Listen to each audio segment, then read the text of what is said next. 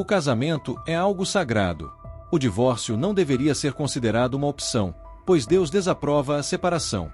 Se alguém tivesse me dito, anos atrás, que eu trairia minha esposa, que viveria uma vida dupla, escondendo os segredos dela e de Deus, eu teria ficado chocado com essa ideia. Não porque eu fosse perfeito, mas porque sempre acreditei no valor do casamento, na fidelidade e nos princípios divinos. Eu era esse homem, ou pelo menos achava que era. Meu nome é Samuel, tenho 45 anos, sou eletricista industrial e estou casado há 15 anos com Esther. Juntos construímos uma vida, uma casa, 2 filhos e uma rotina estável. Desde o início do nosso casamento, fomos envolvidos na igreja. Para quem olhava de fora, éramos um casal abençoado. Talvez, de fato, já tenhamos sido. Mas o tempo tem o poder de desgastar até as melhores coisas. As conversas que antes fluíam se tornaram monótonas, os risos deram lugar a longos silêncios. O carinho se tornou algo raro e, quando percebi, o que nos unia não era mais o amor, mas o hábito. Convenci-me de que isso era normal. Afinal, casamento não é um conto de fadas, é uma missão, um compromisso, uma luta diária. Cresci ouvindo isso e, por muitos anos, aceitei essa verdade sem questionar. Mas dentro de mim, algo começou a mudar. No início, era apenas um pensamento passageiro. Eu imaginava que a vida seria assim até o fim.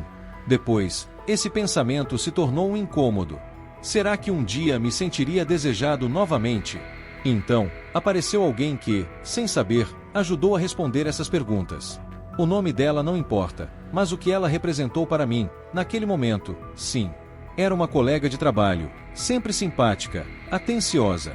No começo, nossas conversas eram simples, trocávamos palavras rápidas no meio da correria, fazíamos brincadeiras sobre os problemas do trabalho, falávamos sobre coisas banais. Mas, aos poucos, algo mudou. Ela começou a me elogiar. Pequenas coisas que eu não ouvia há tempos. Você tem um jeito incrível de resolver problemas. Seu trabalho é impecável. Samuel, nunca vi ninguém tão dedicado. Sua esposa tem sorte de ter um homem como você. E foi então que algo despertou dentro de mim. Eu sabia que não deveria alimentar aquilo. Sabia que não podia ceder. Mas, a verdade é que eu gostava da sensação. Gostava de ouvir palavras que há tanto tempo não saíam da boca de Esther. Gostava de sentir que ainda era interessante, admirado, desejado. Foi assim que tudo começou. Primeiro apenas conversas mais longas. Depois, mensagens fora do expediente, pequenos flertes disfarçados, sorrisos trocados com significado oculto. E um dia, aconteceu. Foi rápido. Uma oportunidade surgiu, um momento em que eu poderia ter recuado, mas não recuei. E depois que você ultrapassa um limite, não há como voltar a ser quem você era antes. O peso do erro veio imediatamente. Eu sabia que estava errado, sabia disso. Mas, ao mesmo tempo, uma parte de mim não queria parar, porque pela primeira vez em anos, eu me sentia vivo. Foi assim que começou minha vida dupla. Durante o dia, eu era o cristão fiel, o marido dedicado, o homem honrado que todos respeitavam na igreja. À noite, eu era alguém que ninguém poderia conhecer. Comecei a viver em mentiras, mentiras que se tornaram minha nova rotina. O adultério virou um vício, um abismo onde eu caía cada vez mais fundo. Eu me convencia de que um dia pararia, que Deus entenderia minha dor. Mas toda vez que eu tentava me libertar, a tentação voltava mais forte, até que tudo desmoronou. Naquela manhã, saí de casa como sempre. Beijei Esther, brinquei com os filhos, fui trabalhar como se nada estivesse acontecendo. Mas, mal sabia eu, que aquele seria o dia que mudaria minha vida para sempre. A rotina era a mesma. Café da manhã corrido, um beijo apressado na testa de Esther, uma rápida despedida para os meus filhos e a caminhada até o trabalho. Tudo parecia normal, mas havia algo estranho no ar, uma sensação sufocante que eu não conseguia explicar. Talvez fosse cansaço, talvez fosse culpa, ou talvez fosse um aviso. Se fosse, eu ignorei. Cheguei ao trabalho como sempre. A equipe estava se preparando para a manutenção de um painel elétrico de alta tensão. Era um trabalho perigoso, mas para mim já não era novidade. Anos de experiência me ensinaram a lidar com esse tipo de situação. Mas naquele dia, algo saiu do controle. O protocolo de segurança exigia que a energia do painel fosse completamente desligada antes de qualquer intervenção. Isso sempre era verificado antes de começarmos. Estava desligado, ou pelo menos era o que todos acreditavam. Mas alguém cometeu um erro. Um cabo escondido entre as conexões ainda estava carregado, e eu fui direto para ele. O primeiro toque foi rápido, sem força, como um teste. Mas foi o suficiente. Em um segundo, um calor intenso percorreu meu braço. No segundo seguinte, o inferno tomou conta do meu corpo. A eletricidade me engoliu como uma fera faminta. Meus músculos se contraíram violentamente. Era como se meu próprio corpo tivesse se tornado uma armadilha. Meus braços se enrijeceram, minhas pernas travaram, meu coração acelerou em um ritmo descontrolado. O som era ensurdecedor, o estalo da descarga elétrica, o cheiro de queimado, o grito de alguém ao fundo. Tentei soltar o cabo, mas não consegui. Era como se meus dedos estivessem colados, como se a eletricidade me mantivesse prisioneiro. Um desespero tomou conta de mim. Queria gritar, mas minha voz desapareceu. Queria correr, mas meu corpo não me obedecia. Meu peito apertou, meus pulmões começaram a falhar. Senti o calor aumentar, meu corpo queimando de dentro para fora. E então, tudo sumiu. O som, a dor, o medo, a realidade. E eu estava caindo. Não sei se caí no chão, não sei se alguém me puxou. O que sei é que, de repente, eu não estava mais ali. Meu corpo se foi, mas minha consciência não. Abri os olhos e vi meu próprio corpo estendido no chão. Meus colegas estavam ao redor, desesperados, tentando me reanimar. Um deles chamava meu nome, o outro tentava me sacudir, mas eu não sentia mais nada. Nada além de um frio intenso, cortante. Foi quando a verdade me atingiu de forma brutal. Eu estava morto. O pânico tomou conta de mim, uma sensação desesperadora e avassaladora. Tentei gritar, correr, pedir ajuda, mas não havia mais voz, nem corpo, nem controle sobre nada. Foi então que percebi algo me puxando. No início, era sutil, como um vento gélido, mas logo se transformou em um turbilhão. Eu estava sendo arrastado para longe de tudo, longe do meu corpo, da minha vida, de tudo que conhecia.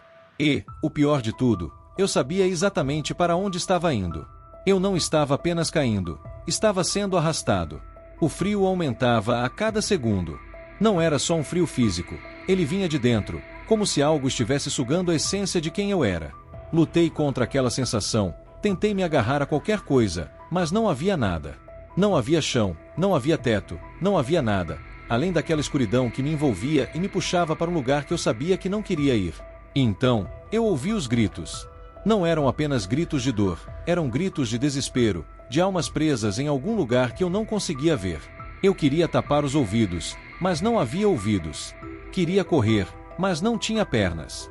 Queria acordar, queria que tudo fosse apenas um pesadelo, mas não era. E foi nesse momento que percebi algo ainda mais aterrador. Ninguém ali gritava o meu nome. Ninguém me chamava. Eu não pertencia mais àquele mundo. As pessoas que me amavam, que se importavam comigo, ainda estavam vivas, mas estavam do outro lado. Eu não estava mais com elas. Uma dor desconhecida e imensa tomou conta de mim, algo que eu nunca havia experimentado antes. E, então, eu vi. No começo, era só um ponto distante, uma luz fraca, como uma estrela minúscula na imensidão da escuridão. Mas, em segundos, aquela luz cresceu de forma inacreditável, engolindo toda a escuridão ao meu redor. E foi quando percebi que havia uma presença. Uma presença tão forte, tão intensa, que atravessou minha essência de uma maneira indescritível. Aquela não era uma luz qualquer. Eu sabia exatamente quem estava ali. Meu corpo, ou o que restava dele, tremeu completamente. E então ele apareceu. Eu não precisei perguntar quem era. Meu espírito já sabia. Era Jesus. A luz que emanava dele era tão intensa que, se eu ainda tivesse olhos, mal conseguiria suportá-la. Mas, ao mesmo tempo, havia algo nela que não me permitia desviar o olhar. No início, ele não disse nada. Apenas me olhou. E, ao ser tocado por aquele olhar, eu senti. Senti tudo. Senti que ele via cada pensamento que eu já tivera, cada mentira que contei, cada erro que cometi e escondi, cada momento em que soube que estava fazendo algo errado, mas segui assim mesmo.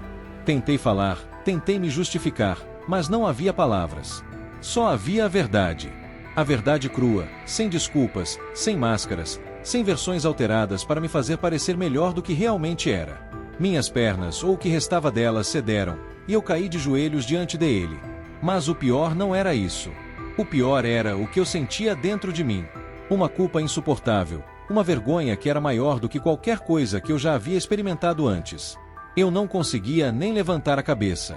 E foi então que ele falou: Você quer ver o impacto das suas escolhas? Foram essas palavras, e, naquele instante, as visões começaram. O tempo ao meu redor pareceu se fragmentar. Tudo girou em uma velocidade insana. E então eu vi. Vi minha vida, mas não como eu a lembrava. Vi como Deus a via. Pela primeira vez, eu entendi. O tempo se abriu diante de mim de uma maneira que eu não sei explicar. Era como se eu estivesse preso em uma janela para o passado, mas não era uma simples lembrança. Era algo real, como se estivesse revivendo tudo de novo. E eu não estava apenas vendo minha vida. Eu estava sentindo cada decisão, cada pensamento, cada mentira. A primeira coisa que vi foi Esther, minha esposa. Ela estava sentada na cama, sozinha, com as mãos trêmulas segurando o celular. Seus olhos estavam vermelhos, e seu rosto parecia exausto. Ela tentava segurar as lágrimas, mas não conseguia. Foi então que eu vi o que ela estava lendo, minhas mensagens. Aqueles textos que eu enviava, rindo, sentindo adrenalina, acreditando que nunca seriam descobertos. Agora, aquelas palavras se tornaram facas afiadas cortando o coração dela, e ela sabia. Sabia que algo estava errado há algum tempo. Eu sempre dizia que estava cansado, que o trabalho estava difícil, que não tinha cabeça para conversas longas. Mas agora ela tinha diante de si a dura verdade. Eu a traí, eu a enganei, e fiz com que ela se sentisse insuficiente. Então, ela chorou, mas não foi um choro comum. Ela orou: Deus, fiz algo errado, porque ele não me ama mais. Eu tentei gritar, tentei me mover, mas estava preso naquela visão. Esther acreditava que a culpa era dela. O peso daquilo me esmagava, mas a visão não parava. Agora, eu me via no carro, com o celular na mão, digitando mais mensagens. Os mesmos elogios, as mesmas palavras vazias, a mesma mentira. Olhava para a tela e sorria, sem saber que, em casa, Esther estava de joelhos, orando por mim. Eu não fazia ideia de que Deus via tudo. Foi então que outra cena apareceu. Agora, eu estava no culto, e Esther estava ao meu lado, cantando os louvores, com os olhos fechados. Eu cantava também, mas minha mente estava em outro lugar. A mesma boca que louvava a Deus era a mesma que mentia. As mesmas mãos que seguravam a Bíblia eram as que digitavam mensagens proibidas. Os mesmos olhos que diziam "eu te amo" para minha esposa eram os olhos que se perdiam em outra mulher. Eu me senti pequeno. Nada do que fiz passou despercebido. Tudo estava ali, diante de mim, e eu via o peso espiritual das minhas escolhas. Meu pecado não foi apenas a traição física, mas o afastamento de Deus. Meu pecado foi colocar os meus desejos acima da minha aliança com Ele. Meu pecado foi destruir alguém que Deus me confiou para cuidar. Foi nesse momento que Jesus falou novamente: "Você entende agora?" Minha alma toda se estremeceu, e então palavras surgiram diante de mim: "Qualquer que olhar para uma mulher com intenção impura no coração já cometeu adultério com ela." Mateus 5, versículo 28. Qualquer que repudiar sua mulher, a não ser por causa de fornicação, a faz cometer adultério. Mateus 5, versículo 32. Vai e não peques mais. João 8, versículo 11. Se confessarmos nossos pecados, Ele é fiel e justo para nos perdoar. 1 João 1, versículo 9. Cada uma dessas palavras era como um golpe direto. Eu entendi o peso do meu pecado, mas também percebi que havia uma saída. Jesus não me mostrou isso para me condenar. Ele me mostrou para me dar uma chance. Então ele me olhou e disse: "Eu te dou uma chance, mas o que você fará com ela?" Foi nesse momento que algo dentro de mim se quebrou de vez. Eu caí de joelhos e chorei como nunca antes. Eu não pedi para voltar. Não pedi para ser salvo. Eu só pedi misericórdia. E então a luz começou a desaparecer. O que acontece quando você volta de um lugar do qual não deveria ter voltado? Meus olhos se abriram repentinamente, como se o ar invadisse meus pulmões à força. A primeira coisa que senti foi dor, uma dor latejante na cabeça, um peso insuportável no peito, como se algo dentro de mim tivesse sido arrancado e colocado de volta de maneira errada. O cheiro de hospital tomou conta do meu nariz, e o som dos monitores apitando ao meu redor era ensurdecedor. A luz branca do quarto feriu meus olhos. Eu estava vivo. Não sabia como, mas ali estava eu. A segunda coisa que senti foi uma mão segurando a minha. Com dificuldade, virei a cabeça, ainda tonto, tentando entender se tudo aquilo era real. E vi Esther. Seus olhos estavam vermelhos, o rosto inchado de tanto chorar. Ela apertava minha mão com tanta força que parecia que nunca mais iria soltar. Mas, naquele momento, eu sabia que não merecia aquele toque. Agora eu sabia de tudo. Eu sabia o peso das minhas escolhas, sabia o estrago que causei no coração dela, sabia como a fiz sofrer enquanto eu brincava de me sentir vivo em outro lugar. Eu sabia. E ainda assim, ali estava ela, cuidando de mim, orando por mim, ainda me amando, sem nem imaginar que eu não era mais quem ela pensava que eu era. As lágrimas começaram a descer pelo meu rosto antes que eu pudesse controlar. Você voltou. Ela sussurrou, com a voz embargada. Sim, mas voltar não significava que eu estava inteiro. Agora, eu carregava algo dentro de mim que não poderia ser ignorado. Eu sabia que Deus me deu uma oportunidade, mas agora eu precisava decidir o que faria com ela. A culpa tomou conta de mim naquele instante, naquela cama, com os olhos de Esther fixos nos meus. A verdade batia forte dentro de mim, como um coração que não conseguia seguir o ritmo. E tudo o que eu conseguia pensar era: como esconder isso dela agora? Como olhar nos olhos da mulher que orou por mim enquanto eu levava uma vida paralela? Como fingir que nada aconteceu depois de tudo o que eu vi? E, mais ainda, como confessar sem destruir tudo de uma vez? Meu corpo estava ali, mas minha alma estava em pedaços. Esther não sabia que o verdadeiro desastre já havia acontecido há muito tempo, que o choque que me matou não foi físico, mas espiritual. Eu já estava morto há muito tempo, sem perceber. Queria falar, abrir a boca e revelar toda a verdade, talvez começar de novo, mas o medo me paralisava. Se eu contasse tudo, será que ela me perdoaria? Ou teria perdido a chance de recomeçar, aquela chance que Jesus me deu? Fechei os olhos por um momento, tentando achar uma resposta, mas tudo que via era o olhar de Jesus me perguntando: o que você fará com essa oportunidade? Antes que eu pudesse recuar, a verdade saiu de minha boca. Minha voz estava trêmula, as palavras saíam entrecortadas, presas na garganta como se cada uma delas fosse um golpe. Eu te traí. O silêncio que se seguiu foi pior do que qualquer grito que eu poderia ter ouvido. Esther piscou algumas vezes, tentando processar aquilo. Ela abriu a boca para falar, mas nada saiu. Seu rosto, aquela expressão, eu nunca mais vou esquecer. Era como se o chão tivesse desaparecido debaixo dela, e o tempo tivesse parado. Então, seus olhos se encheram de lágrimas. Não eram lágrimas de raiva ou ódio, mas de despedida. Naquele momento, ela não me reconhecia mais. A voz dela saiu trêmula. Como você pôde fazer isso comigo? Eu tentei responder, mas o que eu poderia dizer? Que palavras poderiam consertar o que eu destruí? O silêncio dela foi como um peso esmagador, que foi sufocando tudo dentro de mim. Eu queria implorar.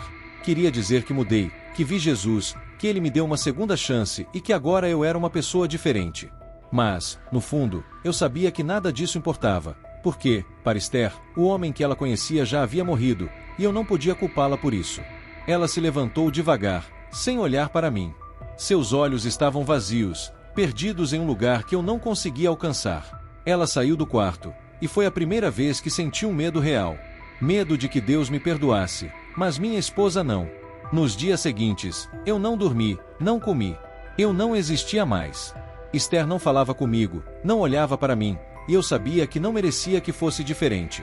Eu não pedi que ela me perdoasse, porque sabia que o perdão dela não era algo que eu poderia exigir. A única coisa que eu poderia fazer era buscar a Deus. E foi isso que fiz. Não com palavras vazias, não com promessas feitas no desespero. Dessa vez, era diferente. Comecei a orar, não para que Deus me livrasse das consequências, mas para que Ele me transformasse. Passei a jejuar, a estudar a palavra, a me afastar de tudo o que me levou ao erro. Esther observava de longe, mas sem acreditar totalmente. E eu compreendia. Como ela poderia acreditar em mim depois de tantas mentiras? Ela tinha razão. Então, parei de tentar convencê-la. Percebi que não se tratava de provar nada para ela, mas de sobreviver à verdade diante de Deus. Se minha esposa nunca me perdoasse, ainda assim eu continuaria no caminho certo, porque agora eu sabia quem eu era. Os meses se passaram e, em um dia aparentemente comum, algo aconteceu. Eu estava sentado na sala, lendo a Bíblia, quando Esther entrou, olhou para mim e disse: "Você realmente mudou." Minha respiração parou. Não porque aquelas palavras significavam que tudo estava resolvido, mas porque era a primeira vez que ela acreditava em mim novamente. Eu vi nos olhos dela. Ela ainda me amava, mas esse amor agora estava ferido, marcado, cheio de cicatrizes. Foi então que entendi. O perdão existe, mas o passado nunca desaparece. Fui perdoado, mas as cicatrizes permanecem.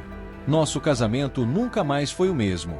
E, sinceramente, talvez nunca devesse ser. O casamento que tínhamos antes não era forte o suficiente para resistir.